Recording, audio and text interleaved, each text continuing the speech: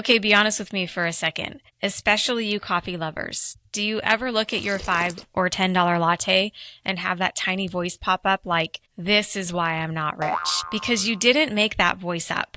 For years, you've been told by pundits like Susie Orman and Dave Ramsey and Caleb Hamber and other people that if you just stop buying coffee, stop enjoying the little things, stop treating yourself, then maybe you'll finally be wealthy. And I just want to say clearly, right out of the gate, you cannot shame yourself into wealth. If you're carrying responsibility, building a life, showing up for everyone, and you're still feeling guilty over $5, that's not discipline. That's scarcity. Scarcity on repeat, and it's exhausting. So, welcome to my world. Welcome to Money Mindset Unfiltered. This series is for you if you already know how to be good with money, you've been a good girl with money, but something about the advice you've been given just feels off. Because traditional money advice treats your life like a math problem and completely ignores that you're a human with emotions, a nervous system, and a lot on your plate. Today, I want to walk you through the Latte Factor, why it's a lie, why it sticks, and why it hits women so hard, and actually what works instead without guilt, without punishment. So go grab your coffee if you don't have it. I'll wait. Here's where this all came from. You've probably heard the Latte Factor, created by David Balk. The idea is that if you save $5 a day and invested it, you'd have hundreds of $1,000s decades from now.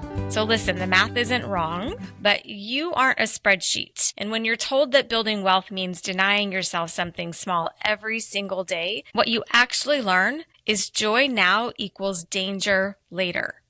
And eventually you're going to snap. You cut the coffee, you cut the fun, you try to be good, and then one stressful week later, you blow money because you're done with being deprived. Sound familiar? That's not a willpower issue, that's a strategy problem. And also, let's be real. If your financial life falls apart because of a latte, the latte isn't the issue. Or the avocado toast. Your income, your structure, your system, those are the real levers. But for decades, if not centuries, we have been told to budget harder. And if you don't budget, you have a self-discipline problem. I'm here to tell you that that's not the case. And we're going to talk about ways that you can change how you see your latte forever, or avocado toast, or whatever it is that you spend money on. Here's the part that few say out loud that I'm on a mission to change. You've probably noticed that money culture loves to shame. Coffee, brunch, clothes, convenience, things women tend to spend money on. Meanwhile, spending thousands on tech, gear, hobbies, and networking somehow gets a pass. That's the difference between the masculine targeted messaging and the feminine targeted messaging. So what do? You internalize this quietly. Women have done this for years. We say, I should want less. I should justify comfort. I should feel bad for enjoying things. And that shame sneaks in everywhere. You hesitate to check your bank account. You second guess yourself constantly. You feel like you need permission to spend, even when you can afford it. Here's what I want you to hear today. You do not need to wait for the world to change this narrative. You can change it inside yourself right here and right now. Let's do it together. So, if you're not cutting lattes, what are you doing? You're choosing on purpose. I teach something in my world called guilt-free spending, rooted in emotional wealth. It's similar to what some people call conscious spending, but the difference here is this. It isn't about permission. It's about self-trust. The idea is simple. Spend generously on what actually makes you feel good and cut everything away that doesn't make you feel good. Not everything deserves access to your money, and not everyone deserves access to your money. So you build structure first. Your bills are handled, your future is funded, and your safety lives there. And then in my world, what I do is I teach my clients how to create a spending account and fund their spending account. So once your future is handled, you've got money going into that account, you have a bills account for safety and security. And what's left?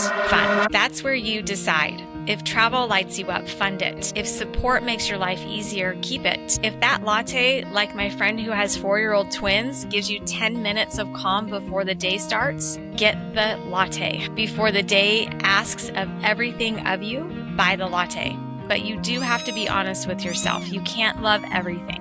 You you choose. And when you choose consciously, something amazing happens. The shame disappears. You're not leaking money. You're directing it. This is the heart of everything I teach. Emotional wealth is trusting yourself with money without fear, without punishment, and without spiraling. So next time you're about to spend, ask yourself, what is this really buying me? Is it a distraction or regulation?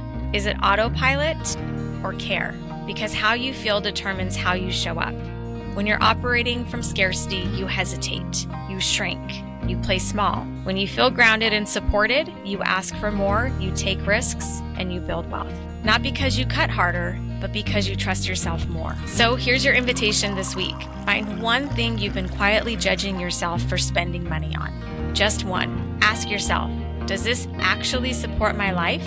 Does it help me show up as the woman I'm becoming? If the answer is yes, keep it. Enjoy it. Drop the guilt. If the answer is no, let it go cleanly. That's the power. You don't need permission to live a rich life now. You need intention. And yes, you can have the latte. If you're sitting here thinking, okay, I get it, but I don't know where to start, got you. Start here. First, track your money. Not to judge it, not to shame it, just to see it clearly. I've created a tool called the Money Mirror exactly for this. It helps you see what your money is actually doing without spiraling. You can grab it at lisachastain.com/money mirror, and the link's in the comments. Second, look at the last 90 days of spending. Just observe it. And then ask yourself what's negotiable and what's not negotiable. What's actually supporting your life and what's not. No punishment. This is a great exercise for couples to do together too.